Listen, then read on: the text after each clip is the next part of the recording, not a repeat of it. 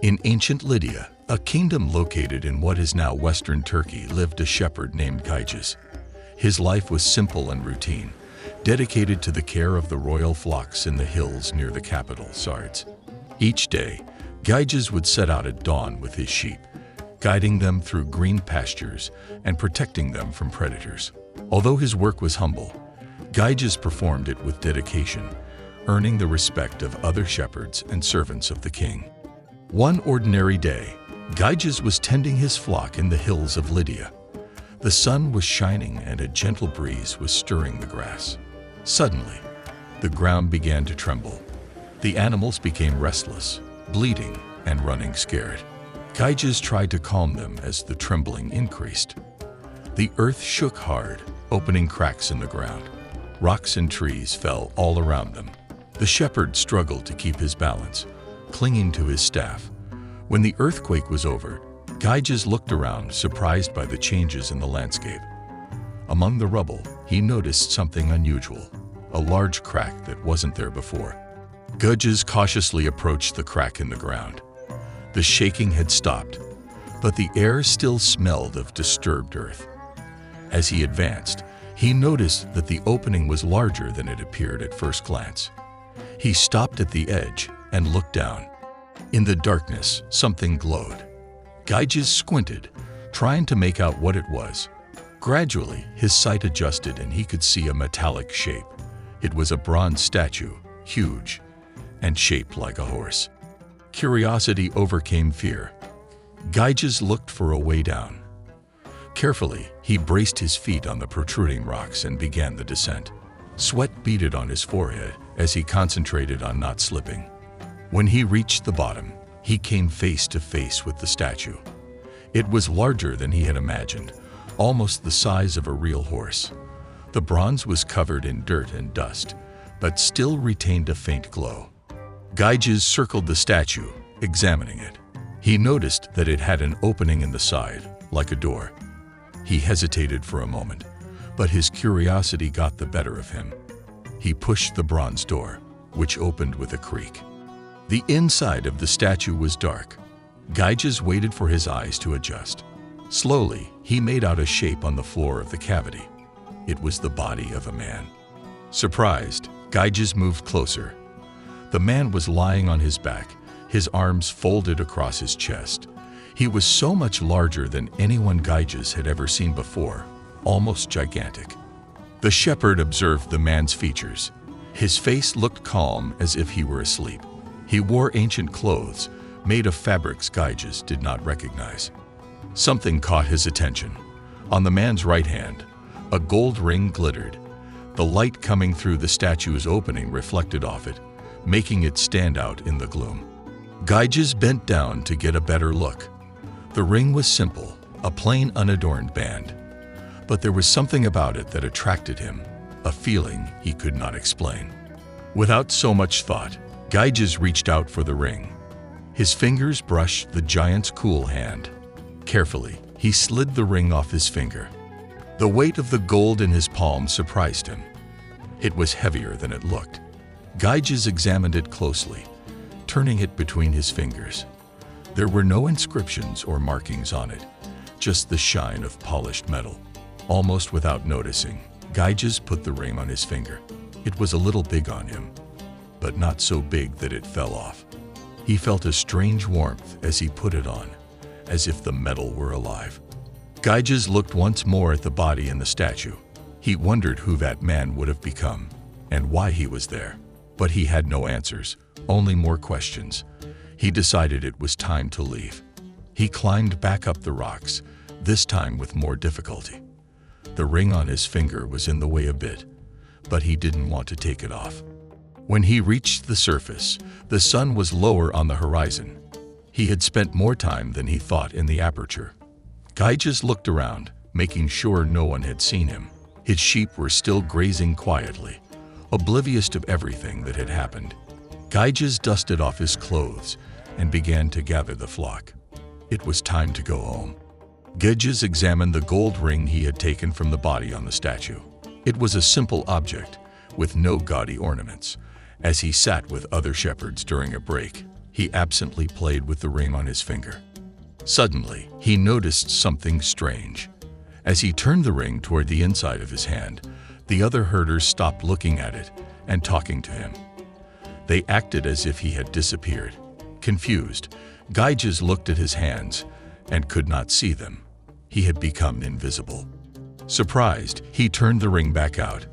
Instantly, the shepherd saw him again and continued the conversation as if nothing had happened. Gyges repeated the process several times to make sure it was not his imagination. He realized that he was holding in his hands a magical object of great power. The ring allowed him to become invisible at will by simply turning it on his finger. His mind began to fill with ideas about how he could use this ability. That night, while tending the flock, Gyges thought of the possibilities open to him. He could enter anywhere without being seen, take whatever he wanted, and even rise to positions of power. The humble shepherd had found a tool that could change his life forever. Gyges couldn't stop thinking about the ring and its possibilities. Every day, as he tended the sheep, his mind wandered to the opportunities presented to him. He could enter other people's homes without being seen, take what he wanted from the markets, and even eavesdrop on the most secret conversations. At first, Gyges resisted these thoughts. He was an honest man who had lived by society's standards. But little by little, the temptation grew. He began with little experiments. He would turn invisible to frighten his fellow shepherds or to listen to their gossip when they thought they were alone. Soon, these innocent games were no longer enough. Gyges began to imagine how he could use the ring to gain wealth and power. He dreamed of a life beyond his humble existence as a shepherd. He saw in his mind's eye palaces, servants, and all the comforts that money could buy. The power of the ring consumed him. He spent hours twirling it on his finger, thinking about his next move. The morality that once guided him was fading, replaced by a growing ambition. Gyges realized that, with the ring, the normal rules no longer applied to him. He could do whatever he wanted without consequences. This freedom intoxicated and frightened him at the same time. Finally, he made a decision. He would use the ring to change his life once and for all. He would no longer become the simple shepherd Gyges, but someone important, someone with power. With this resolution, he began to plan his ascent, no matter who he had to step on along the way. That night, taking advantage of the darkness and his invisibility, Gyges sneaked into the royal palace. He walked the silent corridors, observing every detail as he advanced undetected. His destination was clear: the queen's chambers. He had heard rumors of her dissatisfaction and decided she would be key to his plan. He reached the queen's door and paused for a moment to listen. Hearing no movement, he slipped inside. The queen, seated at her desk, was absorbed in thought. Gyges removed his ring and appeared before her. The queen was startled, but before she could cry out, he spoke quickly, explaining who he was and why he was there. The queen, intrigued by Gyges' boldness, listened to his proposal. He told her of his desire to change the kingdom, to bring in new leadership. With the invisibility ring as his secret weapon, he promised her that they could achieve this together. The queen, tired of the current regime and seduced by Gyges' vision, agreed to help him. In the following nights, Gyges and the queen met secretly to plan their coup. He moved freely around the palace, gathering information and avoiding becoming seen.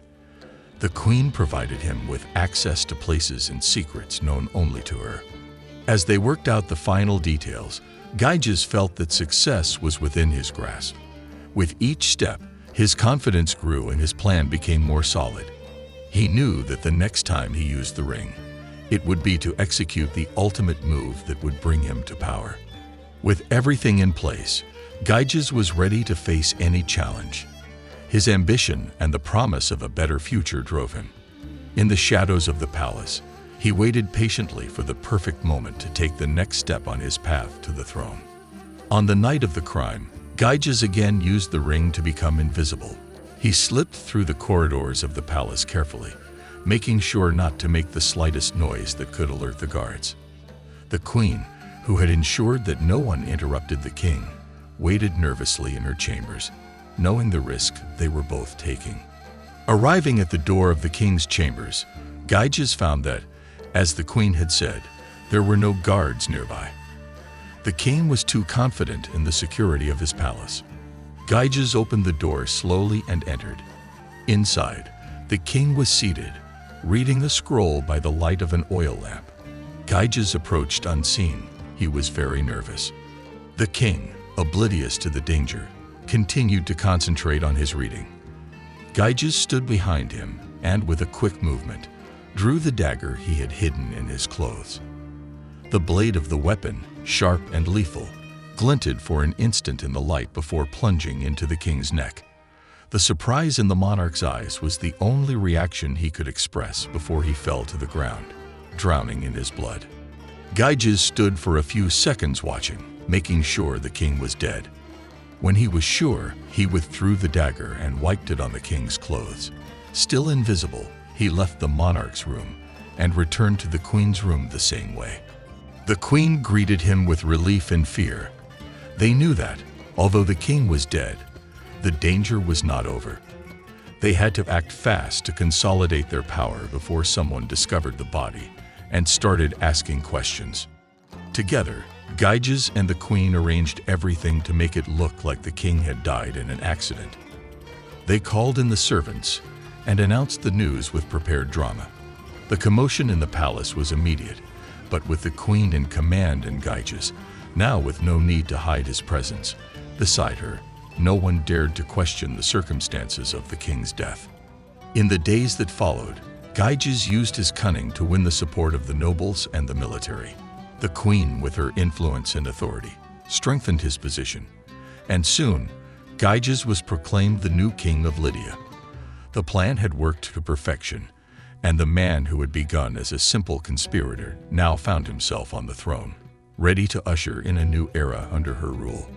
Gyges became the new king of Lydia, taking the throne with the queen's help. His rise to power was not easy, and the court was filled with distrust. Gyges knew he had to win over the nobles and the people to maintain his position. During the first few weeks, he organized meetings and banquets to listen to the concerns of the nobles. Many doubted his legitimacy, but Gyges was confident and willing to negotiate. He implemented reforms that improved trade and the daily life of the people. Gradually, resistance diminished and some began to see him as an effective leader. Now his closest ally, the queen supported him in all important decisions. Her influence helped stabilize the kingdom and ensure Gyges' control. Together, they worked to consolidate his power and ensure Lydia's prosperity. The power of the ring, their great secret, remained only between them, being the key to their success. The dynasty that Gyges founded, though born of dark deeds, promised a stable future for the kingdom. His rule, evident by cunning and pragmatism, began to gain acceptance, and Lydia began to prosper under his rule. The legend of Gyges had a great impact on philosophy. Glaucon, Plato's brother, used it to argue that all human beings are inherently unjust. Only the law and fear of punishment keep us in line. If we were invisible to consequences, would we still become just? The Ring of Gyges questions ethics, control, and true human nature. What would we do if no one could see us? Would we become virtuous or hopelessly corrupt? This video has been created for the Mythophiles and History channel. Thank you for joining us for one more mythology story. See you next time.